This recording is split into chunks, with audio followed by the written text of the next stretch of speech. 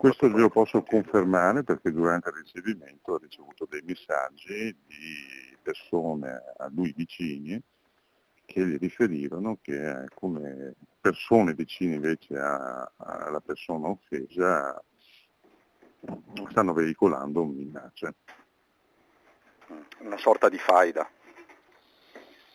Speriamo di no, però allo Stato quello che viene riferito è non la passerà liscia, non lasceranno stare. Sono messaggi precisi, inquietanti, quelli che in queste ore hanno come bersaglio il 23enne pugile residente a San Martino di Lupari, accusato di aver ridotto in fin di vita un kosovaro di 39 anni di Loreggia, ancora in prognosi riservata al Cafoncello di Treviso. A formularle sarebbero alcuni conoscenti della vittima, anche loro kosovari. I fatti sono quelli di lunedì sera in via Pagnana a Castelfranco, nei pressi dell'Eurobike al Lago, dove una mancata precedenza avrebbe provocato un'escalation di violenze. Prima le provocazioni, poi la lite con il 23enne che ha sferrato il colpo, facendo cadere l'uomo a terra, dove ha sbattuto violentemente la testa. Il ragazzo sostiene di essersi difeso da un tentativo di strangolamento e di non essersi dato alla fuga. Mi dice di non essere scappato in sé, ma di aver guadagnato la fuga proprio per sfuggire all'aggressione che era in atto da parte